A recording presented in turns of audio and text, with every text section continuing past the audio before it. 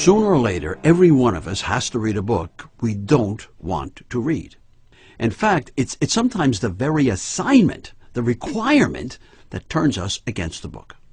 We might know absolutely nothing about the book, except we don't want to read it. Nonetheless, we must read it. Our very job or grade may depend on it. All these factors are going to make the book that much more difficult, unless we can find a way to make it more bearable. Otherwise, you'll postpone the reading until either you fail the assignment or you turn to stone like this guy. So here's a formula for making it easier to read a book you don't want to read. I thought of it the other day when some tree surgeons came to my house to remove a towering 80-foot pine tree next to my house. To be more exact, it was a leaning pine. As you can see here, it was leaning and endangering my roof, my fence, my neighbor's tool shed, and another neighbor's fence and garage. As much as we all hated to sentence that old pine to death, there was too much riding on its tilt, especially when we thought about the weight of the snow that would be riding on it in another month. If we didn't take the tree down, Mother Nature might do it for us. And quite frankly, sometimes she's a little messy when she takes things down. So like that book you don't want to read, the tree had to be taken down. But because of its position tucked between the three houses, it had to come down very carefully. So we called the tree surgeons from the Paul Bunyan Wood Company. That actually was the name of the company, appropriately enough. Wait a minute. What does this have to do with your reading that dumb book you don't want to read? Bear with me here for a few more seconds. Tree surgeons never take down a tree this size all at once. They take it down piece by piece. By the same token, few people read an entire book in one evening or one sitting. They read it in pieces or sections, except, of course, for dumb people who think they can read and digest the whole book in one night. The night before the report or the assignment is due or the test is to be taken. Watch. The tree surgeons arrived with their crane and equipment, and the first thing they did was to stabilize the truck. The truck that would hold the crane, that would hold the bucket, that would hold the tree surgeon. They made sure they were on stable ground. When you're reading, you need to stabilize yourself first. Unfortunately, too many folks think that means getting as comfortable as possible, like this guy, which often puts you to sleep. Here's a fact. When the feet are elevated to the same level as the heart pumps less oxygen to the brain, and that brings on drowsiness. The lesson here, get comfortable and stable, but not too comfortable, and keep those feet lower than your heart if you want to stay awake. The next thing the tree surgeon does is cut away the lower part of the tree's branches, one by one. Basically, what he's going to do is break the tree into sections and bring it down section by section. And that's the approach you can take with a book that you don't want to read. Read a chapter today, another tomorrow, and then the day after. If the chapters are long, break the 200 pages into 5-page, 10-page sections. In less than a month, you'll have it read. See that bucket the tree guy is using to maneuver in and around the pine tree? That's a whole lot safer and easier than the old climbing boots they had to use when they were climbing the tree.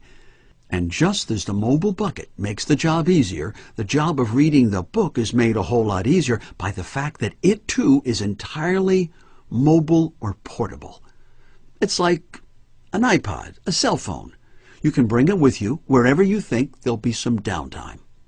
We all get 24 hours every day, regardless of our age or our job. One of the big differences in people is that some people get the most out of their 24 hours while others waste huge chunks of it, and then they wonder why they're so far behind. A book really is a kind of vehicle. It'll go as fast or as slow as you, the reader, want. It gets some of its energy from the author, but even more from you, the reader. Without the reader, the book isn't going to get read, no matter how talented the author.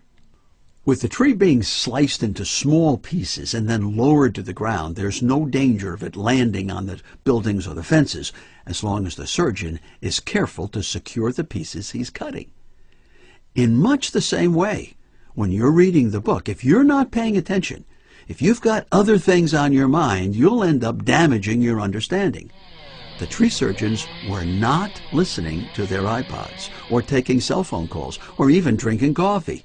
Not that you can't snack while reading. I'm talking about the other things, the distractions, like phones, pagers, television, and sometimes music. The more you're distracted, the less you'll understand. Imagine if that guy were taking phone calls from his wife or kids. If he was, I wouldn't want to be working beneath him. Try to cut yourself off from environmental distractions during the time you're reading. Some people can listen to music while reading or doing homework, but others cannot. The decision is yours, but be honest with yourself. If it's distracting, cut it out. Needless to say, the surgeon needs the tools of his trade. So too with reading.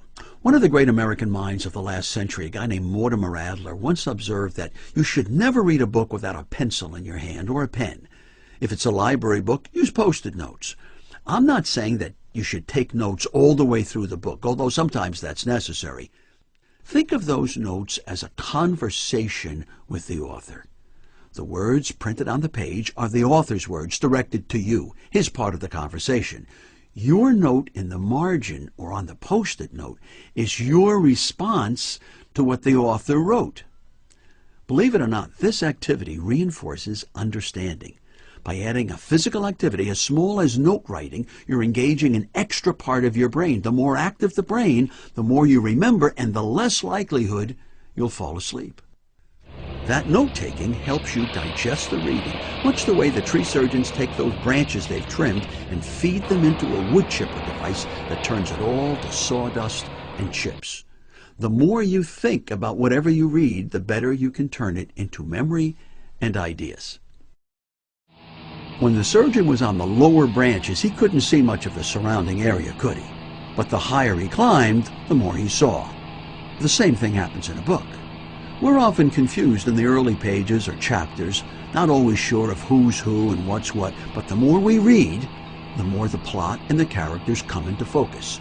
Just as the tree guy can't expect instant results, the reader shouldn't expect to understand the whole book by chapter 2. After all, a good author wants to keep you in some suspense. One of the best lifetime habits you can develop is reading in bed. I know that seems to contradict what I said earlier about the feet being level with the heart, but hear me out. When you read in bed, usually it's not for comprehension. This is reading done to relax you, to help you slip into a good night's sleep. Pure pleasure. You could call it a kind of night school. You're training the brain to associate reading with a non-threatening, pleasurable experience. That's great training. I might add, the brighter the bulb in your reading lamp, the longer you can read without your eyes growing tired. So, if you're interested in falling asleep easier and earlier, keep the light or the bulb turned to the dimmer setting when you read. Out of bed, the brighter the bulb, the less work your eye muscles have to do and the less tired they get. Simple.